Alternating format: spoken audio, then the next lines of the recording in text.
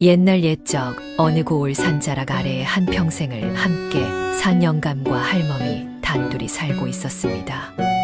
그런데 이 두 사람에겐 한 가지 남다른 사정이 있었습니다. 바로 건망증이었습니다.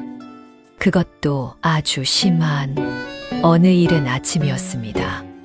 할아버지가 방문을 열고 나와 눈곱을 떼며 마당을 둘러보았지요. 그런데 대청마루에 웬 예쁜 할멈 하나가 앉아 있었습니다. 할아버지는 그 자리에서 우뚝 멈추었습니다. 그리곤 괜히 헛기침을 한 번 하고 아주 공손하게 물었습니다. 저기, 뉘시더라. 할멈이 고개를 들었습니다. 영감의 얼굴을 한참 바라보았지요. 나도 뉘신지. 일단 앉으시오. 이 집 주인 오면 물어봅시다. 할아버지는 그 말에 고개를 끄덕였습니다. 그게 좋겠소. 어디서 많이 뵌 분 같은데. 두 사람은 나란히 대청마루에 앉았습니다. 처음 만난 사람들처럼 어색했지만 이상하게 불편하진 않았지요. 할멈은 영감 쪽으로 슬쩍 자리를 내주었고 영감은 괜히 고맙다는 듯 허리를 꾸벅 숙였습니다. 그때였습니다. 부엌 쪽 밥상 위에 숟가락 두 개가 나란히 놓인 것이 보였습니다. 하나는 오래 써서 손잡이가 반들반들했고 하나는 끝이 살짝 휘어 있었지요. 영감이 숟가락을 내려다보았습니다. 할멈도 숟가락을 내려다보았습니다. 잠시 후 두 사람이 동시에 손뼉을 탁 쳤습니다. 아이고, 아이고, 우리가 부부였지. 부부였구려. 두 사람은 마주보며 환하게 웃음을 터뜨렸습니다. 안녕하세요. 찾아주셔서 감사합니다. 구독과 좋아요 부탁드립니다. 방금 한 말도 깜빡, 어제 한 약속도 깜빡, 어느 날엔 서로 이름까지 잠깐 가물가물한 날이 있었습니다. 그래도 두 사람은 한바탕 웃고 말았지요. 세월이 가져간 자리에 믿음이 그만큼 차곡차곡 쌓여 있었으니까요. 밥을 먹고 나자 할멈이 방으로 들어갔다가 꾸러미 하나를 들고 나왔습니다. 할머니가 그것을 영감 앞에 내밀며 말했습니다. 영감, 오늘 장에 가는 날이오. 어서 갑시다. 두 사람은 사이좋게 살인문을 나섰습니다. 장터는 제법 북적였습니다. 생선 장수가 소리를 질렀고 떡 장수가 김이 모락모락 나는 시루를 앞에 놓고 앉아 있었지요. 할머니가 채소전을 지나치다 무 한 단을 집어들었습니다. 그러더니 영감을 돌아보며 물었지요. 영감, 우리가 물을 사러 왔던가? 영감이 진지한 얼굴로 고개를 저었습니다. 아니요. 우리 집신 사러 왔소. 할멈이 영감을 빤히 바라보았지요. 영감, 집신은 지난주에 새로 샀잖수. 영감이 자기 발을 내려다보았습니다. 집신이 두 짝 아직 새 것 그대로 멀쩡하게 신겨 있었지요. 허허, 그러고 보니 그렇구려. 영감이 머리를 긁적였습니다. 할멈이 옆에서 피식 웃었지요. 영감도 참. 할멈이 무 한 단을 내려놓았습니다. 물을 사러 왔는지 신발을 사러 왔는지 두 사람은 결국 아무것도 알아내지 못한 채 장터를 어슬렁어슬렁 걷기 시작했습니다. 그리고 바로 그때였지요. 장터 한쪽 그늘에서 한 사내가 두 사람을 바라보고 있었습니다. 날카로운 눈으로 씩 웃으며. 사내는 나이가 30 남짓이었습니다. 갓을 삐딱하게 눌러쓰고 도포 자락은 반쯤 흘러내려 있었지요. 생김새는 반반했으나 눈빛이 글러먹었습니다. 웃을 때 눈만 웃지 않는 종류의 사람이었지요. 사내의 이름은 최가라고만 해둡시다. 최가는 장터를 제 마당처럼 드나들며 사람 구경을 즐겼습니다. 오늘도 그늘 밑에 턱을 괴고 앉아 오가는 사람들을 훑어보던 참이었지요. 그런데 노부부가 눈에 들어왔습니다. 물을 사러 왔는지 신발을 사러 왔는지도 모르는 노부부. 서로 손을 잡고 장터를 어슬렁거리는 노부부. 최가의 입꼬리가 천천히 올라갔습니다. 머릿속에서 무언가가 똑하고 맞아떨어지는 소리가 났지요. 최가는 자리에서 일어났습니다. 갓을 고쳐 쓰고 도포 자락을 여몄지요. 기회는 금세 왔습니다.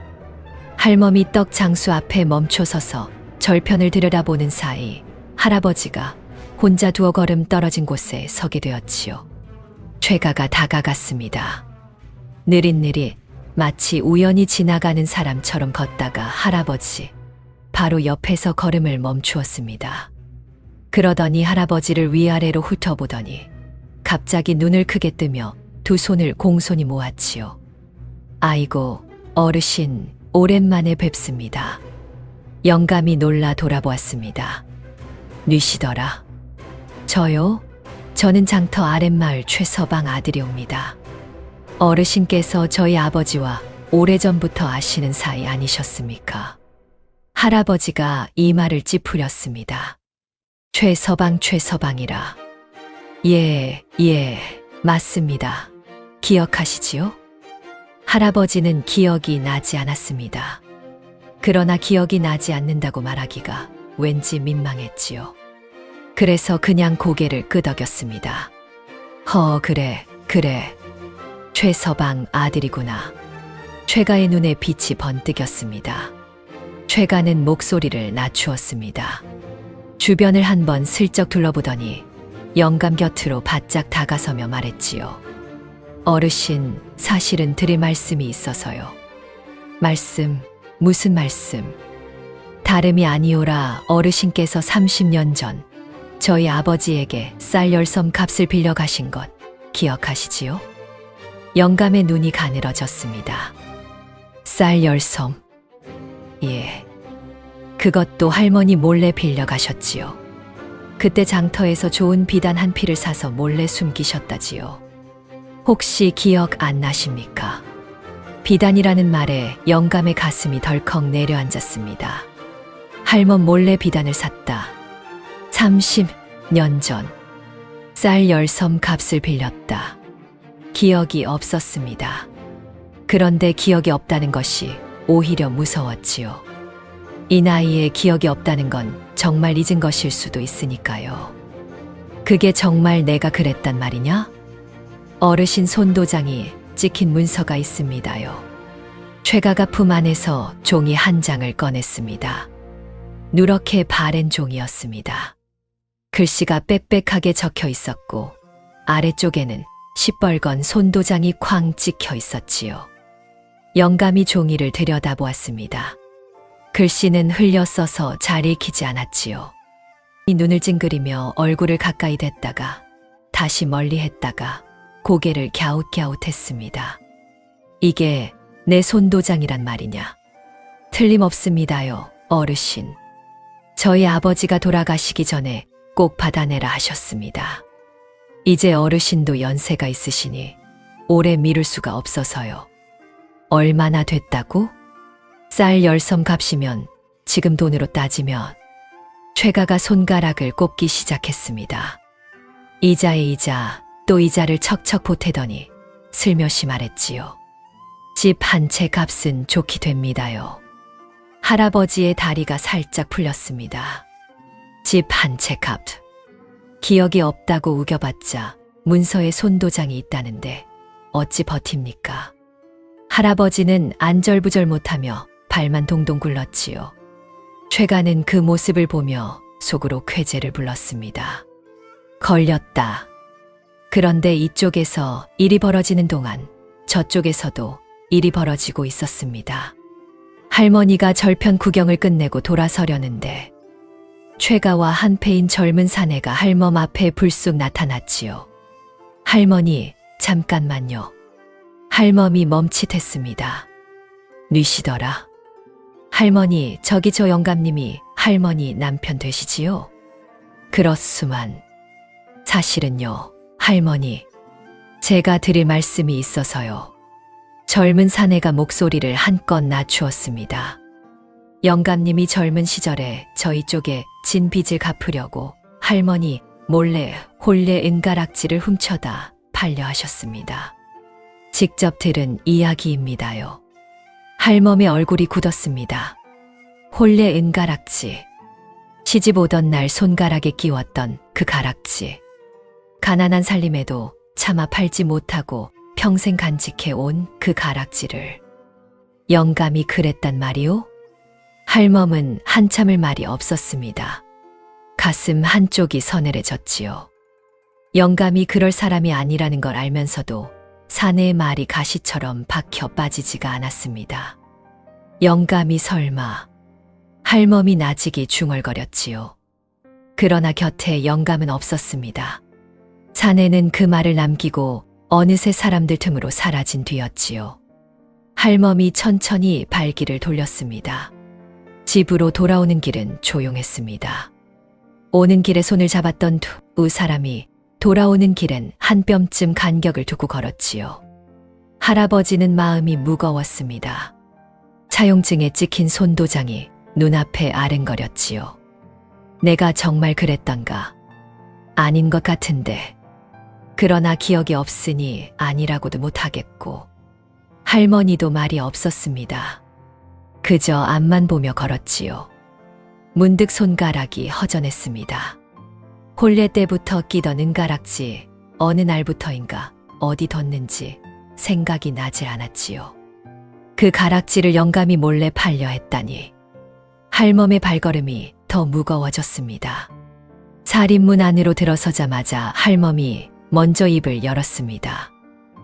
영감, 나한테 숨긴 것이 있소. 영감이 고개를 들었습니다. 할멈의 눈이 붉어져 있었지요. 영감은 한참 허공을 보았습니다. 기억을 더듬고 또 더듬고 그러나 아무것도 떠오르지 않았습니다. 영감이 고개를 푹 숙이며 말했지요. 사실 숨긴 건 있는 것 같은데. 할멈의 눈썹이 꿈틀했습니다. 그게 뭔지 모르겠소. 할멈이 눈을 감았습니다. 저녁 바람이 마당을 한번 쓸고 지나갔지요. 화가 나면서도 눈물이 났습니다. 그날 밤은 길었습니다. 영감은 방 한쪽에서 벽을 보고 누웠고 할멈은 방 반대쪽에서 천장을 보고 누웠지요. 두 사람 사이에는 이불 하나가 가지런히 접혀 있었습니다.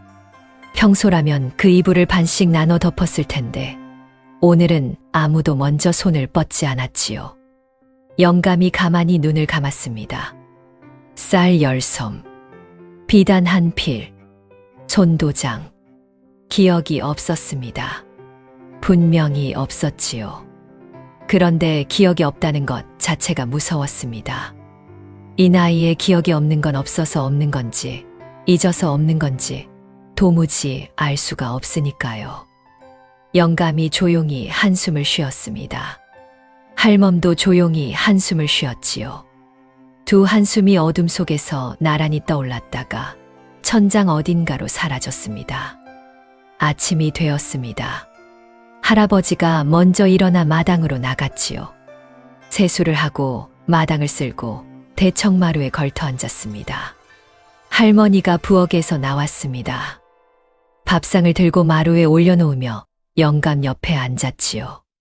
두 사람은 말없이 밥을 먹었습니다. 숟가락 소리만 조용히 났지요. 한참 후에 할멈이 입을 열었습니다. 영감, 은가락지 말이오. 영감이 숟가락을 내려놓으며 고개를 들었습니다. 은가락지, 그게 왜요? 영감이 그걸 몰래 팔려 했다는 말을 들었소. 영감의 눈이 커졌습니다. 내가요? 누가 그런 소리를 했소?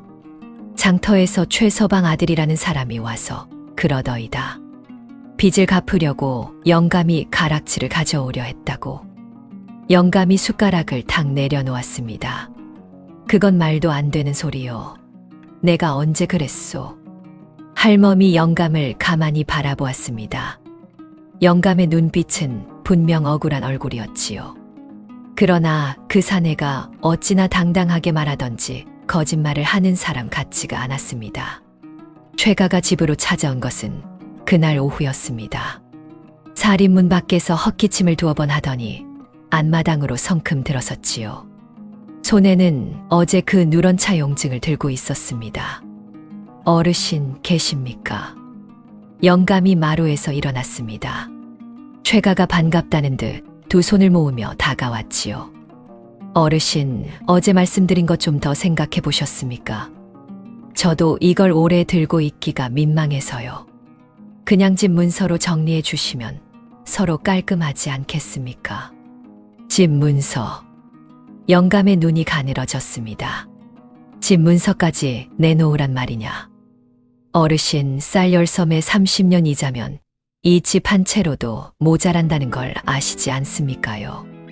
최가가 능청스럽게 웃으며 차용증을 영감 코앞에 들이밀었습니다. 영감은 그 종이를 바라보았습니다. 시뻘건 손도장이 눈을 찔렀지요. 부엌에서 그 소리를 듣고 있던 할멈이 앞치마를 벗으며 마루로 나왔습니다. 최가를 보더니 눈을 가늘게 떴지요. 뉘시더라. 최가가 다시 공손하게 두 손을 모았습니다. 할머니, 저는 최서방 아들이옵니다. 어르신께 진 빚 때문에 왔습니다요. 빚. 예. 그리고 할머니께도 드릴 말씀이 있습니다. 사실은 어르신이 그 빚을 갚겠다며 할머니 모르게 혼례 은가락지를 저한테 가져오시려 했습니다. 제가 그건 안 된다고 말렸는데도요. 할멈의 얼굴이 굳었습니다. 방금 전까지 영감을 의심하지 않으려 참고 있었는데 이 사내의 입에서 직접 그 말을 들으니 가슴 한쪽이 뜨끔하고 아렸지요. 할멈이 영감을 돌아보았습니다. 영감은 고개를 숙이고 있었습니다. 기억이 없으니 강하게 부인하지도 못하고 그저 바닥만 보고 있었지요. 그 모습이 할멈 눈에는 시인하는 것처럼 보였습니다.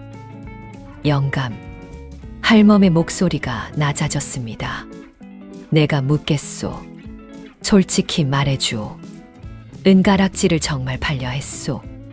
영감이 고개를 들었습니다. 나는 정말 모르겠소.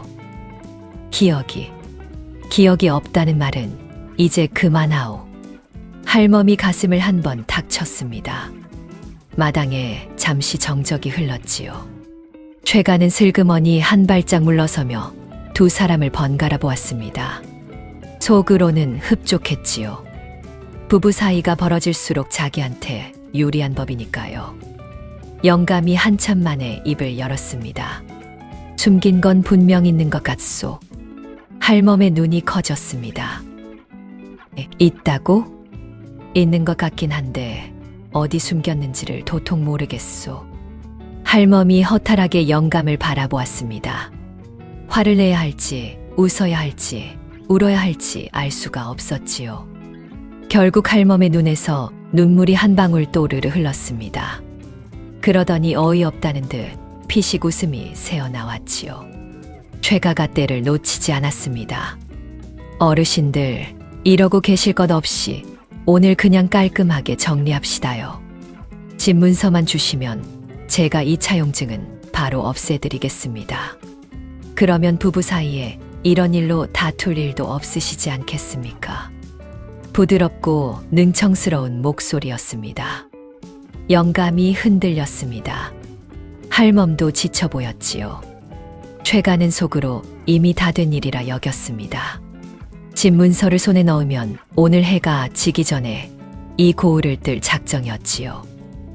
그런데 잠깐만 기다리시오. 영감이 손을 들었습니다. 도장을 찍으려면 집 안에 들어와야 하니 들어오시오. 최가가 얼른 신발을 벗고 마루로 올라섰습니다. 방 안은 조용했습니다. 최가가 밥상 위에 차용증을 반듯하게 펼쳐놓았지요. 누렇게 바랜 종이 위로 빽빽한 글씨들이 늘어서 있었고 맨 아래 시뻘건 손도장이 떡하니 찍혀 있었습니다. 최가가 두 팔을 벌리며 말했습니다. 자, 어르신. 여기 손도장 보이시지요? 틀림없는 어르신 도장입니다요. 이제 집 문서만 꺼내주시면. 영감이 차용증을 들여다보았습니다. 할멈도 들여다보았지요. 두 사람은 나란히 고개를 앞으로 내밀고 눈을 찡그리며 그 시뻘건 손도장을 들여다보았습니다. 최가는 가슴이 두근거렸습니다. 이제 집 문서만 나오면 끝이었지요. 그런데 바로 그 순간이었습니다. 잉! 어디선가 소리가 났습니다. 뚱뚱하고 시커먼 똥파리 한 마리였습니다. 여름 내내 마당을 드나들던 그 파리였지요. 방문 틈으로 슬쩍 들어온 파리는 방 안을 한 바퀴 빙 돌더니 하필이면 밥상 위로 내려앉았습니다. 그것도 하필이면 차용증 위였지요. 그것도 하필이면 시뻘건 손도장 정중앙이었습니다. 파리는 아무것도 모른다는 듯 앞발을 비비며 태평하게 앉아 있었습니다. 최가의 눈이 파리를 향했습니다. 영감의 눈도 파리를 향했지요. 잠시 아무도 말이 없었습니다. 그때 할멈의 눈에 핏대가 섰지요. 할멈은 파리라면 이가 갈렸습니다. 평생 부엌을 지키며 살아온 할멈에게 파리란 밥상의 원수요, 마당의 불청객이요, 참아서는 안 될 존재였지요. 파리만 보면 앞뒤 가릴 것 없이 후려쳐야 직성이 풀렸습니다. 할멈이 파리채를 찾았습니다. 없었지요. 부채를 찾았습니다. 그것도 없었습니다. 할멈의 눈이 옆으로 돌아갔습니다. 마침 손에 닿는 곳에 노쇠 주걱이 있었습니다. 아침에 밥을 푸다가 밥상 옆에 올려놓은 것이었지요. 할멈의 손이 주걱을 감쌌습니다. 차갑고 묵직했지요. 손목이 천천히 올라갔습니다. 주걱의 그림자가 차용증 위로 길게 드리워졌지요. 파리는 아직 손도장 위에 앉아 앞발을 비비고 있었습니다. 최가의 눈이 주걱을 따라 올라갔습니다. 입이 채 닫히기도 전이었습니다. 쾅! 노쇠 주걱이 차용증을 내리쳤습니다. 밥상이 들썩 그릇들이 짤그랑 소리를 냈지요. 파리는 미쳐 날아오를 새도 없었습니다. 앞발을 비비던 그 자세 그대로 손도장 위에 납작하게 눌려버렸지요. 방 안이 잠시 조용해졌습니다. 할멈이 주걱을 들어 올렸습니다. 파리는 차용증에 찰싹 붙어 있었지요. 다리 6개가 허공으로 가지런히 뻗어 있었습니다. 잡았다. 할멈이 짧게 한마디를 했지요. 파리는 잡혔습니다. 그런데 문제가 생겼지요. 노쇠 주걱이 차용증 한복판을 내리친 탓에 시뻘건 손도장 인주가 사방으로 쭉 번져버렸습니다. 손도장이 있던 자리는 이미 형체를 알아볼 수 없었고 붉은 물이 번진 자국이 꽃잎처럼 사방으로 퍼져 있었지요. 최가의 얼굴이 하얗게 질렸습니다. 영감이 차용증을 집어들고 들여다보았지요. 고개를 갸웃했습니다. 아니, 영감이 중얼거렸습니다. 30년 전 피 같은 돈이라 했는데 인주가 왜 아직도 이렇게 축축하냐? 방 안이 조용해졌습니다. 최가가 식은땀을 흘리며 얼른 말했지요. 아, 그건요. 방바닥이 습해서 그렇습니다요. 종이가 눅눅해지면 인주가 다시 살아나는 법이거든요. 하하. 영감이 최가를 보았습니다. 그러더니 바닥을 내려다보았지요. 방바닥이 습하다고? 영감이 장판을 손으로 짚었습니다. 툭툭 두드려 보았지요. 손바닥에 닿는 장판은 따끈따끈, 보송보송했습니다. 습할 리가 없었지요. 영감의 눈빛이 잠깐 달라졌습니다. 그러나 그것도 잠시 다시 어리숙한 얼굴로 돌아왔지요.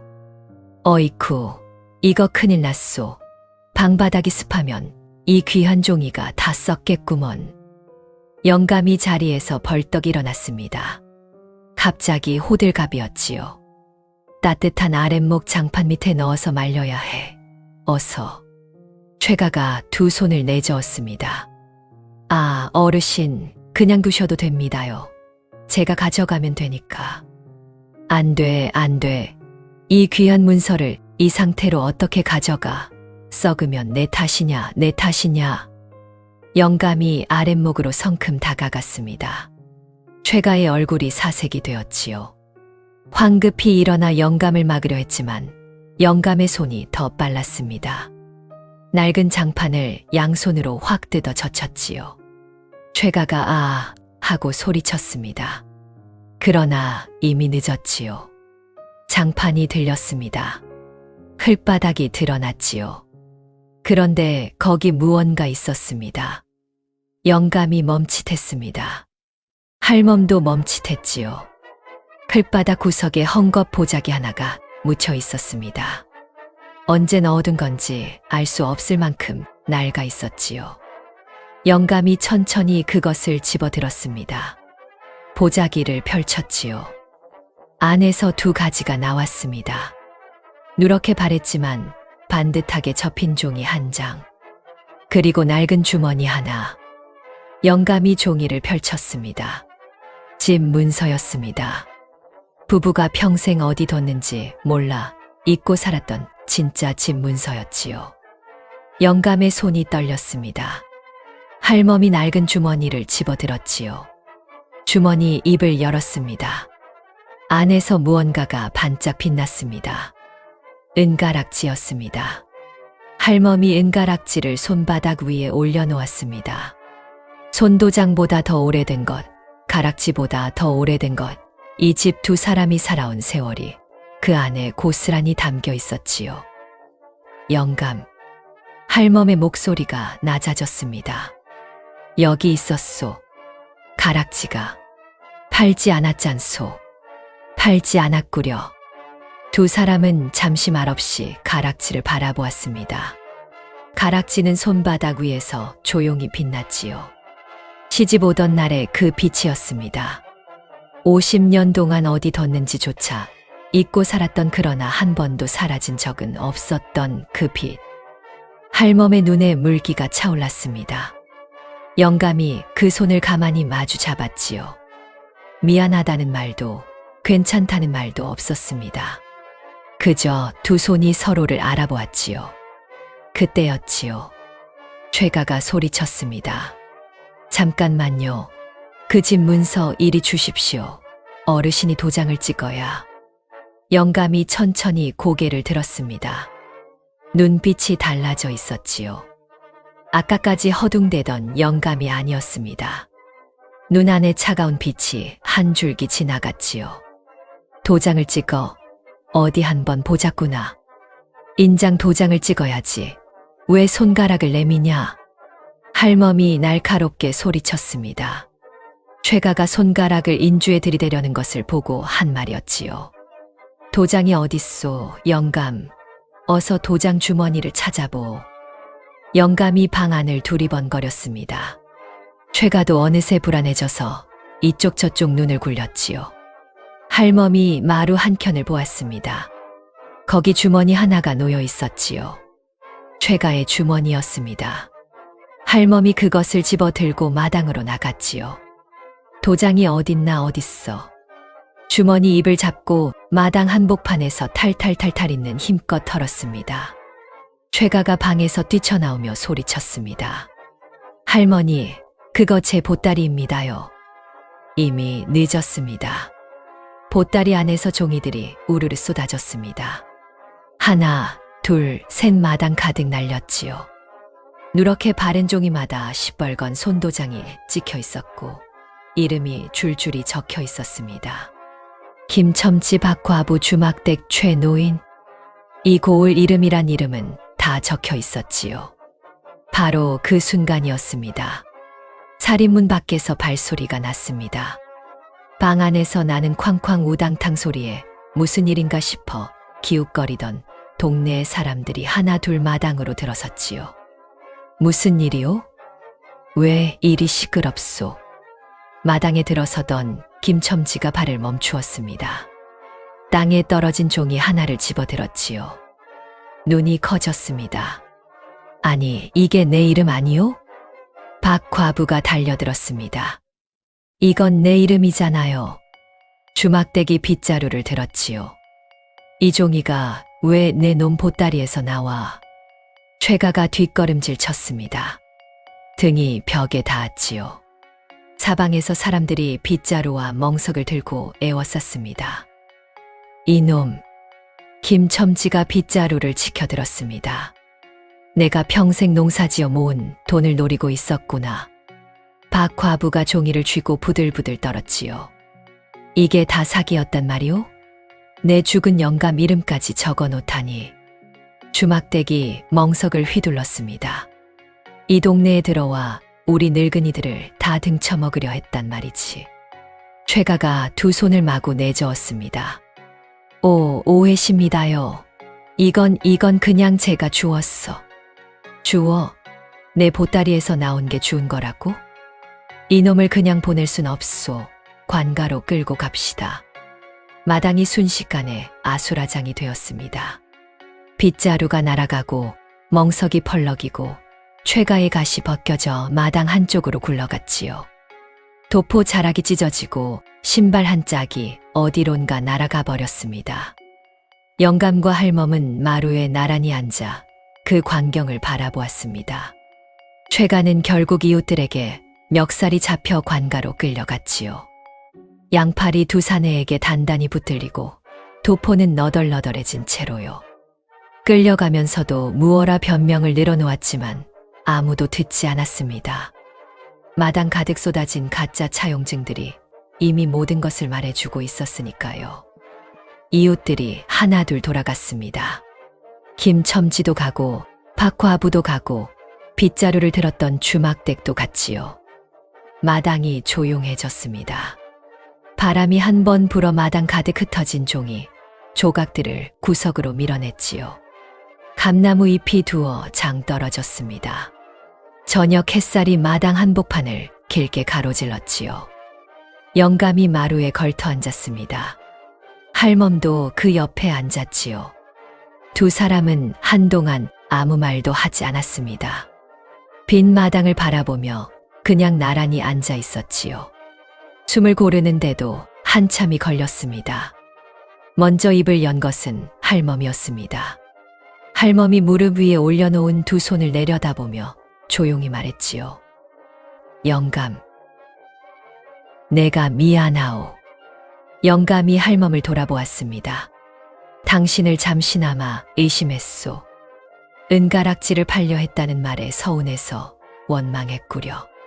기억이 없다는 영감 말을 믿었어야 하는데. 미안하오. 할멈의 목소리가 끈 무렵에 가늘게 떨렸습니다. 영감이 잠시 허공을 보았습니다. 머리를 긁적였지요. 그러더니 해맑은 얼굴로 할멈을 돌아보며 물었습니다. 근데 우리가 무슨 일로 싸웠더라? 할멈이 영감을 바라보았습니다. 눈을 깜빡였지요. 한 번, 두 번, 그러더니 그만 푸하고 웃음이 터졌습니다.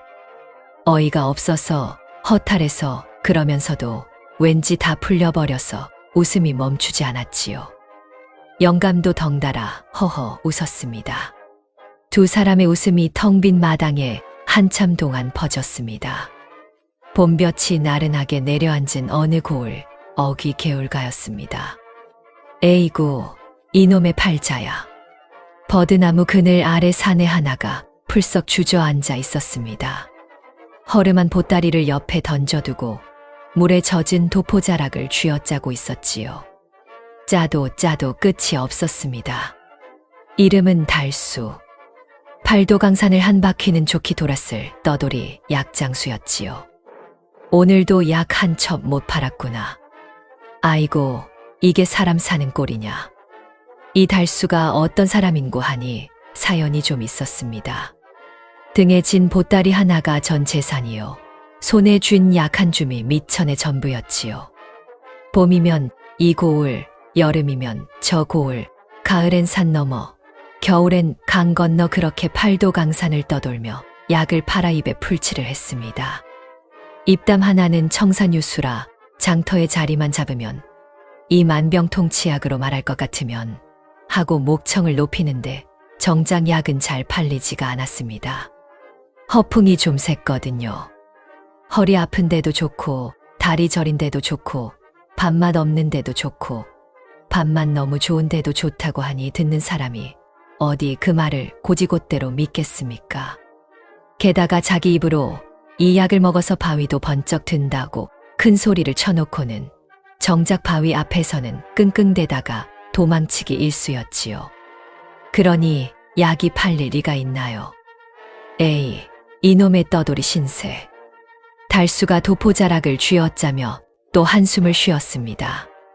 언제쯤이나 이 허풍 대신 내 진심을 알아봐 주는 짝을 만나려나. 달수가 하늘을 올려다보았습니다. 봄 하늘이 어이없을 만큼 맑고 높았지요. 바람이 버드나무를 살랑 흔들었습니다. 달수는 젖은 도포를 어깨에 걸치고 자리에서 일어났습니다. 그리고 또 걸었지요. 어디로 가는지도 모른 채 발길 닿는 대로 그 고을 안으로 터덜터덜. 그 고을에는 소문이 하나 있었습니다. 군장 어르신 댁따님이 얼굴도 곱거니와 글도 읽고 샘도 밝아 어지간한 선비뺨을 친다는 소문이었지요. 우물가 아낙네들 입에서 빨래터 처자들 입에서 장터 국밥집 영감님 입에서까지 그 따님 이야기가 심심찮게 나오더란 말입니다. 허허, 이 고을에 그런 처자가 있단 말이지. 달수가 혼자 중얼거렸습니다. 도대체 어떤 분일까? 곱다는 그 얼굴은 어떻고 글 읽는다는 그 목소리는 어떨까? 한 번쯤 먼 발치에서라도 뵐 수 있다면 떠돌이 신세의 그것도 작은 복일 것 같았지요. 생각이 거기까지 미치자 달수의 발걸음이 어쩐지 조금 가벼워졌습니다. 봄볕 탓인지 그 소문 탓인지 본인도 잘 몰랐지요. 장터에 들어서니 떡 파는 노점에서 김이 모락모락 피어올랐습니다. 달수의 배에서 꼬르륵 소리가 났지요. 그때였습니다. 한 어린아이가 떡장수 등 뒤로 슬그머니 손을 뻗었습니다. 손이 까맣고 옷이 다 해진 거지 아이였지요. 떡 하나를 막 집으려는데 떡장수가 획 돌아섰습니다. 이놈, 또 너냐? 떡장수가 손에 잡은 막대기를 치켜들었습니다. 아이가 떡을 든 채로 굳어버렸지요. 달수가 자기도 모르게 발을 옮겼습니다. 자, 잠깐만 어르신. 달수가 끼어들었습니다. 품속을 뒤져 꼬깃꼬깃한 엽전 주머니를 꺼냈지요. 안에 든 엽전이 몇 입 되지 않았습니다. 며칠 동안 약을 한 첩도 못 판 처지였거든요. 달수가 그중 2잎을 꺼내 떡장수 손에 쥐어주었습니다. 이 아이 떡값이오. 화, 거두시구려. 떡장수가 엽전을 받고는 입을 다물었습니다. 달수가 아이의 머리를 쓱 쓰다듬었습니다. 야야, 다음부턴 그냥 달라고 해라. 손이 빠르면 매가 더 빨라지는 법이요. 아이가 떡을 두 손에 꼭 쥔 채 달수를 올려다보았습니다. 그러더니 꾸벅 고개를 숙이고는 골목 안으로 쪼르르 달려갔지요. 달수가 그 뒷모습을 한참 바라보았습니다. 에이, 나도 어릴 적 저랬는데. 달수가 다시 엽전 주머니를 들여다보았습니다. 가벼웠습니다. 그래도 어쩐지 발걸음이 한결 가벼웠지요. 장터를 한 바퀴 돌아 골목길로 빠져나오는데 달수의 발이 문득 또 멈췄습니다. 저 앞에 백발 노부부가 천천히 걸어가고 있었지요. 할머니가 지팡이를 짚고 할아버지가 그 옆에서 보따리 하나를 들고 걷는 모양새였습니다. 할머니가 걸음이 느려 자꾸 뒤처지면 할아버지가 몇 걸음 앞서가다 뒤를 돌아보고 잠자코 기다렸습니다. 할머니가 옆에 다다라오면 할아버지가 다시 발을 옮겼지요. 둘은 별다른 말이 없었습니다. 그저 같은 보폭으로 같은 길을 나란히 걸어갈 뿐이었지요. 달수는 그 자리에 멍하니 서서 한참을 바라보았습니다. 저런 게 사람 사는 거지. 가슴 한켠이 시려왔습니다. 자기에게는 저렇게 곁을 내어줄 사람이 하나도 없었거든요. 봄볕은 따뜻한데 그 따뜻함이 자기만 비껴가는 것 같았습니다. 달수가 도포자락을 한 번 툭 털고는 다시 발길을 옮겼습니다. 가자. 또 어디든 가야지. 며칠이 흘렀습니다. 달수는 그 고을에 그대로 눌러앉아 약을 팔고 있었습니다. 다른 고을로 옮길까 싶다가도 어쩐지 발길이 떨어지지 않았지요.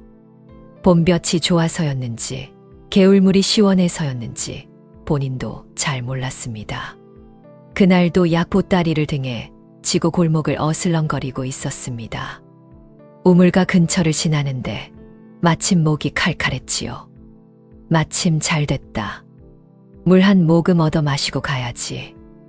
달수가 우물가로 발길을 돌렸습니다. 두레박을 끌어올리려 허리를 굽히는데 맞은편에서 누군가 먼저 두레박 줄을 잡았습니다. 달수가 고개를 들었습니다.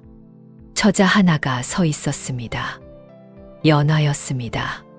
소문대로였습니다. 아니, 소문보다 더했습니다.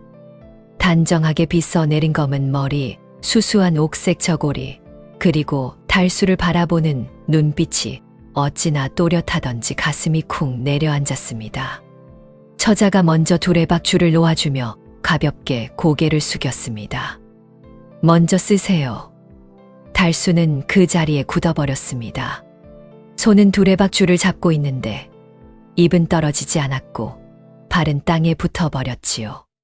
처자가 잠시 기다리다가 눈썹을 살짝 올렸습니다. 안 쓰시나요? 달수는 순간적으로 무언가 그럴듯한 말을 해야겠다고 생각했습니다. 팔도를 떠돌며 쌓아온 입담이 있었으니까요. 뭔가 있어 보이는 말, 학식 있어 보이는 말. 저 처자, 인이란 모름지기 인삼과 인절미를 뜻하는 것이요. 처자의 눈썹이 살짝 더 올라갔습니다. 달수는 멈출 수가 없었습니다. 저 처자를 보니 안구정화가 절로 돼요. 네. 안구정화란 눈동자가 맑아지고 깨끗해진다는 뜻이외다. 처자 같은 분을 두고 하는 말이오. 처자의 눈이 반달이 되었습니다. 입가에는 웃음을 참는 기색이 역력했지요. 이뿐이 아니요. 심장폭행이라는 말도 있소. 심장폭행이요? 그렇소. 너무 곱고 어여쁜 것을 보면 심장이 두근거려 마치 누군가에게 폭행을 당한 듯 정신이 아득해진다는 뜻이요. 지금 이 달수의 심장이 딱 그 꼴이오. 달수가 제 가슴을 탁탁 쳤습니다. 연하가 입을 가렸습니다. 푹 하고 웃음이 새어나왔습니다. 작은 웃음이었습니다. 그러나 달수의 귀에는 천하의 어떤 풍악보다 크게 들렸지요. 연하가 물동이를 고쳐 이며 말했습니다. 그것이 다 어느 서책에 나오는 말씀이요? 그것은 제가 직접 지은 학설이요. 연하가 눈을 가늘게 떴습니다. 그럼 측은지심은요? 측은지심이란 측백나무 아래서 은어를 먹다 지심, 즉 땅이 꺼지는 걸 느끼는 것이요. 연하가 고개를 천천히 끄덕였습니다. 웃음을 참는 것이 역력했지요. 그것 참 깊은 학문이네요. 달수는 그 말이 칭찬인지 핀잔인지 분간을 못했습니다. 그저 연하가 달아나지 않고 대꾸를 해준다는 사실 하나에 귀까지 빨개졌지요. 약 보따리를 들었다 놓았다. 도포자락을 여몄다 폈다. 발은 제자리를 맴돌았습니다. 그때였습니다. 어디서 근본 없는 약장수 놈이 내 딸에게 수작이냐. 우물가 담장 너머에서 목소리가 터졌습니다. 그 기세가 어찌나 대단하던지 우물 안물이 출렁할 정도였지요. 훈장 어르신이었습니다. 회색 두루마기에 정갈하게 매무새를 갖추었으나 손에 쥔 것은 서책이 아니었습니다. 꽤나 두툼한 책을 반으로 접어 몽둥이처럼 쥐고 담장 문을 박차고 나오셨지요. 아, 저는 그냥 지나가는 놈이 내 딸 앞에 떡하니 서서 인절미 운운하는 것이냐. 다 들으셨군요. 달수는 그 사실을 깨닫자마자 몸이 먼저 반응했습니다. 달렸습니다. 훈장 어르신도 달렸습니다. 두루마기 자락을 양손으로 걷어 올리고 서책 몽둥이를 허공에 휘두르며 어찌나 발이 빠른지 예사 노인이 아니었습니다. 서지 못할까? 이 고을에서 내가 모르는 놈 없다. 어딜 도망가려느냐? 달수가 골목으로 꺾었습니다. 훈장이 따라 꺾었습니다. 달수가 담장을 뛰어넘었습니다. 훈장이 담장을 짚고 넘었습니다. 아니, 어르신 그 연세의 담장을요. 시끄럽다. 서책을 몇십 년을 들었으면 팔 힘이 어떻게 되는 줄 아느냐. 결국 달수는 장터 어귀 건초 더미 뒤에 납작 엎드려 숨었습니다. 쿵쿵쿵 발소리가 가까워졌다가 멀어졌습니다. 멀어졌다가 다시 가까워졌습니다. 한참을 숨죽이고 있다가 겨우 발소리가 사라졌지요. 달수가 건초 더미에서 고개를 삐죽 내밀었습니다.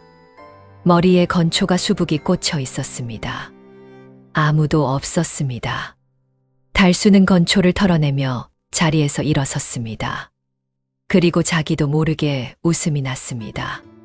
연화가 푹 하고 터뜨리던 그 작은 웃음이 자꾸만 귓가에 맴돌았거든요. 측은지심이 땅이 꺼지는 거라고. 달수가 혼자 중얼거렸습니다.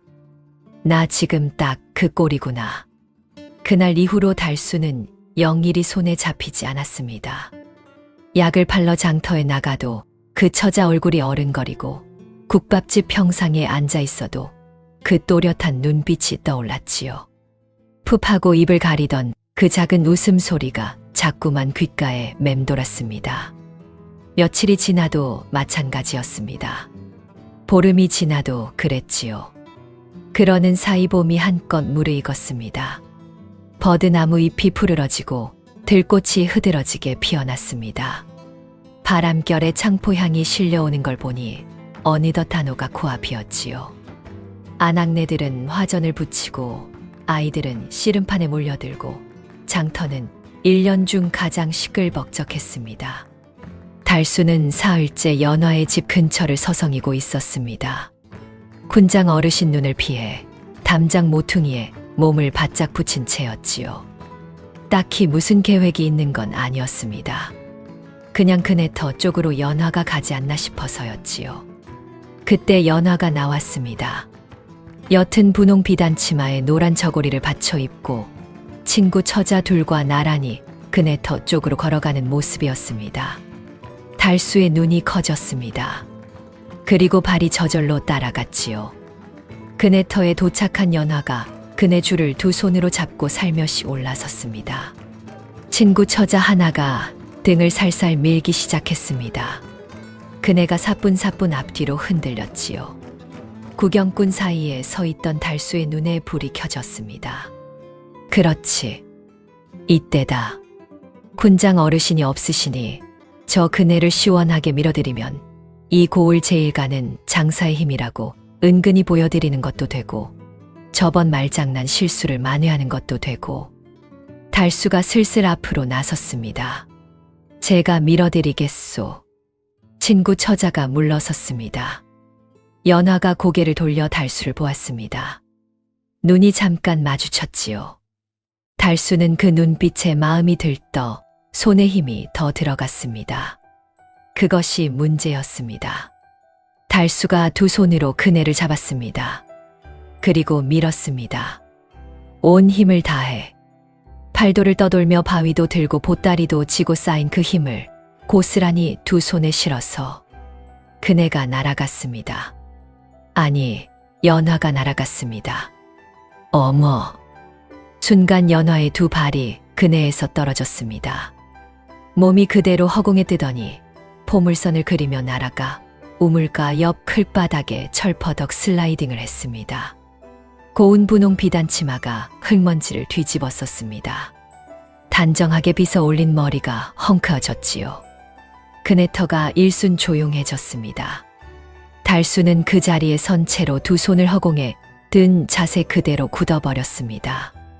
연화가 자리에서 일어났습니다. 얼굴이 흙으로 뒤범벅이었습니다. 비단치마 앞자락에도 질퍽한 흙이 가득 묻었지요. 친구 처자들이 달려가 연화의 팔을 붙잡았습니다. 연화는 아무 말도 하지 않았습니다. 흙이 묻은 손으로 치마를 한 번 툭툭 털더니 고개를 숙인 채 그네터를 빠져나갔습니다. 어깨가 조금 떨렸습니다. 달수는 그 뒷모습을 보았습니다. 그리고 뒤늦게 두 손이 부들부들 떨려왔지요. 저 잠깐만요. 쳐자 제가. 연화는 돌아보지 않았습니다. 구경꾼들이 수군거렸습니다. 저 약장수가 미쳤나 처자를 날려버리다니. 군장 어르신이 아셨다간 두 다리가 온전치 못하겠군. 가만 있자 저놈 며칠 전에도 훈장대 근처를 얼쩡거렸다지 않소. 달수는 들리는 말들이 귀에 박혔습니다. 그네터에 혼자 남은 달수는 두 손으로 머리를 쥐어뜯었습니다. 아이고, 아이고, 아이고. 말이 더 나오지 않았습니다. 장가 길이 막혔다는 걱정이 아니었습니다. 연화의 그 고운 얼굴이 흙바닥에 처박히던 장면이 눈에서 지워지질 않았습니다. 그 허름하게 떨리던 어깨가 가슴에 박혔지요. 내가 아주 천하의 몹쓸 놈이구나. 달수가 풀썩 주저앉았습니다. 무릎 위에 얼굴을 파묻은 채 한동안 꼼짝도 하지 않았지요. 이튿날부터 달수는 약도 팔지 않았습니다. 장터를 어슬렁거리는 것도 그만뒀습니다. 군장댁 담장 근처는 얼씬도 못했지요. 그저 개울가 버드나무 아래 앉아서 물만 물끄러미 바라봤습니다. 사과를 해야 한다는 것은 알았습니다. 그런데 어떻게 해야 할지를 몰랐습니다. 연화의 앞에 섰다가 또 무슨 엉뚱한 소리가 튀어나올지, 또 무슨 사고가 터질지 자기 자신이 무서웠거든요. 고운 처자 얼굴을 흙바닥에 처박히게 만들었으니 달수가 나뭇가지를 꺾어 땅바닥에 쓱쓱 뭔가를 그렸습니다. 그리고 지웠습니다. 또 그렸습니다. 또 지웠지요. 그렇게 며칠이 흘렀습니다. 그날도 달수는 개울가에 멍하니 앉아 있었습니다. 그런데 저 멀리 훈장댁 쪽문이 열리더니 연화가 나왔습니다. 등에 작은 광주리를 걸치고 머리에 수건을 두른 차림이었지요. 나물이라도 캐러 가는 모양이었습니다. 문제는 방향이었습니다. 마을 뒤편 야산이 아니라 고개 넘어 깊은 산 쪽으로 발길을 잡는 것이었지요. 달수가 벌떡 일어섰습니다. 며칠 전 장터에서 들은 말이 불현듯 떠올랐습니다. 국밥집 주인 영감이 투덜거리던 말이었지요. 요즘 고개 넘어 산에 멧돼지가 출몰한다더군. 어른 허리깨나 되는 놈이 떼로 다닌다니 아무도 얼씬을 못한다지 않소. 달수의 눈이 연화의 뒷모습과 산 방향을 번갈아 보았습니다. 발이 먼저 움직였습니다. 달수는 장터 한켠에서 몽둥이 하나를 집어들었습니다. 부러진 지게 작대기였지요. 그걸 손에 쥐고 연화의 뒤를 따랐습니다. 거리를 두었습니다. 그네터 사건 이후로 연화 앞에 나설 면목이 없었거든요. 그냥 멀리서 산에서 나올 때까지만 지켜보다 오면 된다고 생각했습니다. 산길에 접어들었습니다. 바람이 불어 나뭇가지가 서걱서걱 흔들렸습니다. 새소리도 점점 줄었지요. 연화는 능숙하게 산길을 올랐습니다. 무릎 아래 풀숲을 헤치며 광주리에 이것저것 담으며 올라갔지요. 달수는 거리를 둔 채 한참 뒤에서 따라 올랐습니다.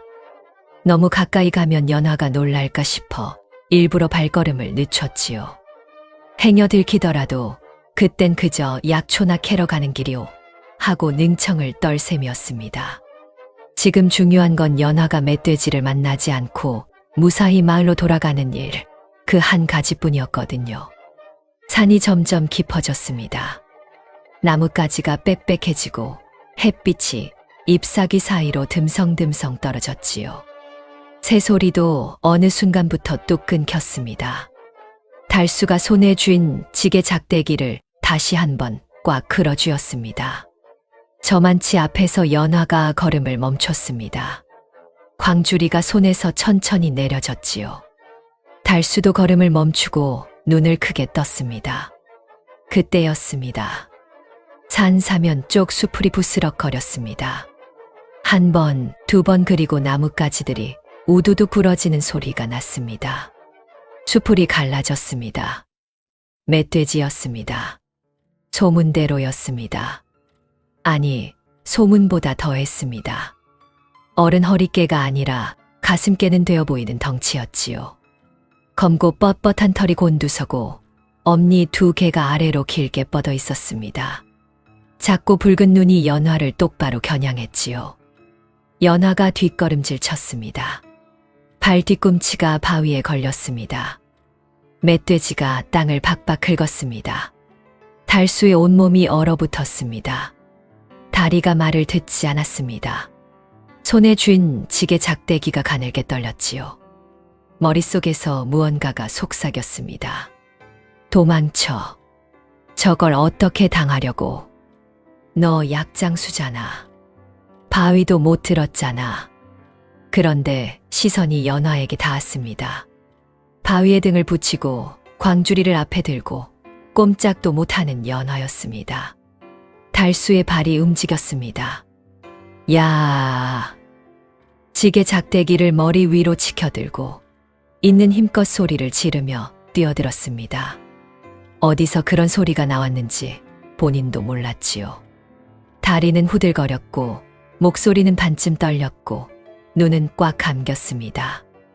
멧돼지가 달수를 향해 고개를 돌렸습니다. 달수가 지게 작대기를 힘껏 내리쳤습니다. 멧돼지 등짝을 겨냥했는데 미끄러져 꽁무니를 때렸습니다. 멧돼지가 화가 났습니다. 몸을 획 돌려 달수를 향해 돌진했지요. 달수가 옆으로 뛰어 피했습니다. 그런데 발이 나무 뿌리에 걸렸습니다. 풀썩 앞으로 고꾸라지며 멧돼지 코앞에 슬라이딩을 했지요. 멧돼지와 눈이 마주쳤습니다. 코앞이었습니다. 으아. 달수가 무의식적으로 멧돼지 꼬리를 잡았습니다. 멧돼지가 달리기 시작했습니다. 끌려갔습니다. 산비탈을 가로질러 수풀을 헤치며 바위를 돌아 달수가 꼬리를 부여잡은 채 흙먼지를 일으키며 끌려다녔습니다. 놔라. 이놈아 아니 못 놓겠다. 이거 놓으면 나 죽는다. 멧돼지가 방향을 틀었습니다. 달수의 몸이 호를 그리며 나무줄기에 쿵 부딪혔습니다. 눈앞에 별이 번쩍했지요. 그래도 손을 놓지 않았습니다. 멧돼지가 다시 달렸습니다. 이번엔 숲을 속으로 파고들었지요. 달수의 얼굴에 나뭇가지가 퍼렸습니다.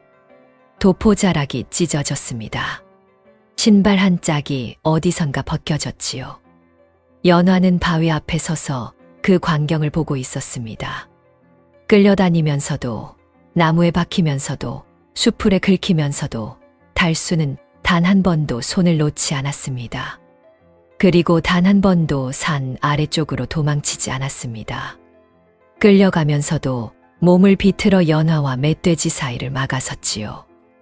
연화의 눈이 조금씩 흔들렸습니다. 달수가 마지막 힘을 짜냈습니다. 멧돼지 꼬리를 잡은 채 몸을 버텼습니다. 발로 땅을 박박 밀며 이를 악물고 버텼지요. 이 이놈아 가려면 산 위로 가라. 산 아래론 못 간다. 목소리가 떨렸습니다. 온몸이 덜덜 떨렸습니다. 그러나 발은 연화 쪽을 향해 버텼습니다. 멧돼지가 머뭇거렸습니다. 이 정신 나간 것이 뭔지 모르겠다는 듯 작은 붉은 눈으로 달수를 내려다봤습니다. 그리고 이내 흥미를 잃었는지 코를 한 번씩 풀고 돌아섰습니다. 수풀 속으로 쿵쿵 사라졌지요. 정적이 내려앉았습니다. 달수가 그 자리에 벌러덩 드러누웠습니다. 하늘이 빙글빙글 돌았습니다. 온몸이 아팠습니다. 이마에서 피가 조금 흘렀지요. 도포는 반쯤 찢겼고 신발은 한 짝이었고 머리에는 나무잎이 수북했습니다. 그래도 웃음이 났습니다. 연화가 괜찮다는 것이 확인됐으니까요. 연화가 천천히 다가왔습니다. 달수는 일어나려다 다리에 힘이 풀려 도로 주저앉았습니다. 민망했지요. 평소 같았으면 벌써 이 달수 멧돼지쯤이야 식은 죽 먹기요 하며 어깨를 으쓱했을 겁니다. 그런데 그런 말이 나오지 않았습니다. 입을 열었다 다물었다 하다가 결국 이렇게 말했지요. 처자. 안 다쳤소. 목소리가 작았습니다. 떨리기도 했습니다. 연화가 달수 앞에 무릎을 꿇고 앉았습니다. 이마에 흐르는 피를 보더니 치마자락 끝을 쓱 찢었습니다. 그리고 아무 말 없이 달수의 이마에 천을 짚어 눌렀지요. 달수가 굳었습니다. 숨도 잊었습니다. 잠시 침묵이 흘렀습니다. 연화가 천 끝을 매듭지어 묶으며 조용히 말했습니다. 그네 터에서도 지금도 참 무모한 분이네요. 달수가 머리를 긁적였습니다. 이마에 붕대가 감긴 채였지요. 그네 터 일은 내 진심으로 미안하오. 고운 처자 흙바닥에 처박히게 만들다니 내가 아주 몹쓸 놈이었소. 알아요. 연화가 짧게 답했습니다. 그리고 품에서 수통을 꺼내 달수에게 건넸지요. 시원한 샘물이었습니다. 달수가 수통을 받아들며 연화를 보았습니다. 연화도 달수를 보았습니다. 아까처럼 또렷한 눈빛이었습니다. 그런데 이번엔 그 안에 뭔가 따뜻한 것이 담겨 있었지요. 인이 인삼과 인절미라고 하셨죠. 연화가 피식 웃었습니다. 그거 참 외우기 쉽겠네요. 달수의 귀가 또 빨개졌습니다. 마을로 돌아온 뒤 훈장 어르신이 그 소식을 들으셨습니다. 처음엔 벌컥하셨지요. 그 약장수 놈이 내 딸 뒤를 쫓아 산까지 들어갔다고. 그런데 연화가 차분히 이야기를 마저 전하자 잠시 아무 말이 없으셨습니다. 그리고 이튿날부터였습니다. 훈장 어르신이 서당 마당에서 장터 어귀에서 우물가 아낙네들 앞에서 슬그머니 말씀을 흘리기 시작했습니다. 들었소. 우리 사위들 사람이 맨손으로 멧돼지를 때려잡았다지 않소. 아직 사위는 아니지 않습니까? 누가 끼어들면 손을 탁 저으셨지요. 곧 될 사람이나 마찬가지요. 그 담력이 어디서 나왔겠소. 내 딸 지키겠다는 일념 아니겠소. 허허. 어르신이 흡족하게 웃으셨습니다. 마치 멧돼지를 당신이 잡기라도 한 사람처럼. 그로부터 몇 달이 지난 어느 봄날이었습니다. 마을 어귀에 작은 약방 하나가 새로 들어섰습니다. 처마 끝에 약자 적힌 천이 바람에 살랑살랑 흔들렸지요. 그 안에서 색바랜 도포자락을 걷어 올리고 약초를 다듬는 사내가 있었습니다. 달수였습니다. 훈장 어르신이 사위 삼는 조건으로 못 박으셨거든요. 떠돌이 노릇은 이제 그만하라. 한 곳에 뿌리를 내려야 사람도 뿌리를 내리는 법이요. 달수가 그 말씀을 받들어 약방을 차린 것이었지요. 물론 입은 여전했습니다. 자자 어르신, 이 약으로 말할 것 같으면 허리 아픈데 좋고 다리 저린데 좋고 밥맛 없는데 좋고 밥맛 너무 좋은데도 좋소이다. 약방 문턱을 넘는 손님마다 그 허풍을 들어야 했지요. 그래도 이번엔 손님들이 웃으며 약값을 내고 갔습니다. 진짜로 약이 잘 듣는다고 입소문이 났거든요. 연화는 어떻게 지냈을까요? 연화는 여전히 훈장댁 안채에서 글을 읽고 셈을 했습니다. 어르신을 모시고 살림을 보살피며 단정하게 하루를 보냈지요. 다만 해질 무렵이면 가끔 살인문을 나섰습니다. 손에는 작은 보자기 하나가 들려 있었지요. 그 발길이 닿는 곳이 바로 마을 어귀 약방이었습니다. 연화가 약방 문턱을 넘으면 달수가 약초 다듬던 손을 멈추고 벌떡 일어났습니다. 매번 똑같이 귀가 빨개졌지요. 연화가 보자기를 풀어 따끈한 주먹밥이며 나물 무침이며 내려놓으면 달수가 멋쩍게 머리를 긁적였습니다. 또 가져오셨소. 매번 미안하구만. 드시고 기운 차려야 약도 잘 지으시지요. 연화가 조용히 답하며 약방 한쪽 평상에 앉았습니다. 그리고 가만히 달수가 일하는 모습을 바라보았지요. 달수가 약초를 빻아 너무 세게 빻아 가루를 사방에 날리면 연화가 눈을 살짝 흘겼습니다. 달수가 그 눈빛에 머쓱해져 손에 힘을 빼면 연화의 입가에 살며시 웃음이 번졌지요. 훈장 어르신은 그런 두 사람을 모르는 척했습니다. 아니, 모르는 척 하시면서도 동네방네 자랑은 여전하셨지요. 우리 사위가 글쎄 마을에서 제일 가는 약방을 차렸지 뭐요. 손도 야무지고 입담도 좋아서 손님이 끊이질 않는다오. 허허. 봄볕이 약방 처마 끝에 따뜻하게 내려앉았습니다. 그 봄볕만큼이나 따뜻한 두 사람이었습니다. 오늘의 이야기는 여기까지입니다. 긴 시간 청취해 주셔서 감사합니다. 또 다른 웃긴 옛날 이야기 해학야담 시리즈가 준비되어 있습니다. 많은 관심 부탁드립니다. 오늘도 웃음 가득한 하루 되시길 바랍니다. 감사합니다.